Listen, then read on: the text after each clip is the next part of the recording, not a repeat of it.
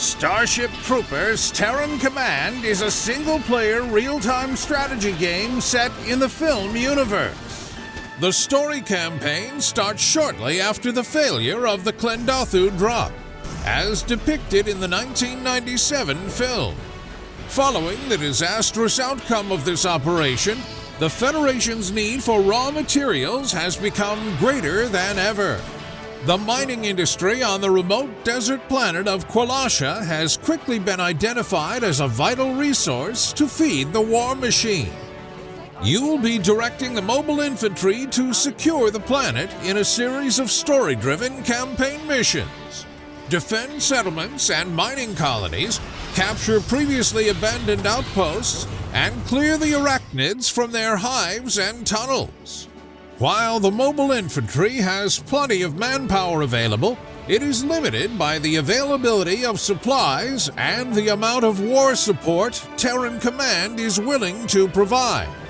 You can typically increase these limits throughout each mission, but still face a cap on the number of units that can be deployed concurrently on the battlefield. At the start of the campaign, you'll be working with basic squad types such as the Merida Armed Rifle Troopers, Rocket Troopers, and Combat Engineers, or specialists such as the Tactical Officer that excels in amplifying the firepower of other friendly units. Eventually, however, you will gain access to the full arsenal of the Federation military. Toward the later stages of the campaign, new forces such as the M11 Babar bipedal vehicle, commonly referred to as the Marauder, will enter the battlefield. These machines can be deployed with one of three different primary weapon types: a rotary cannon, flamethrower, or long-range howitzer. Each configuration has its own clearly distinguishable strengths and weaknesses that can be complemented or remedied by the support of other unit types. The availability of the various unit types during each mission is determined by the presence of technology buildings.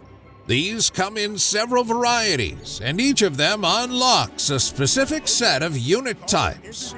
They can only be deployed on specific building platforms, which are often present in limited amounts in your starting base, or may have to be captured in abandoned military compounds.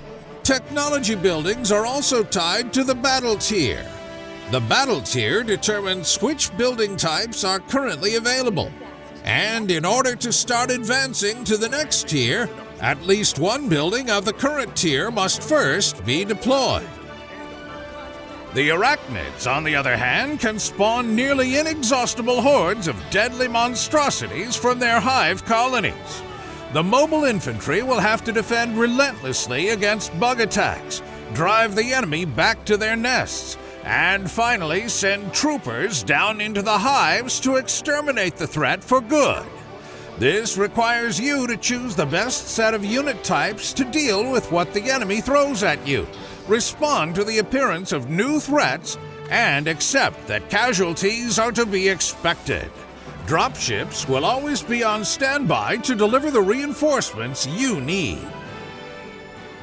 When a unit takes part in combat or uses special abilities, its experience level will gradually increase.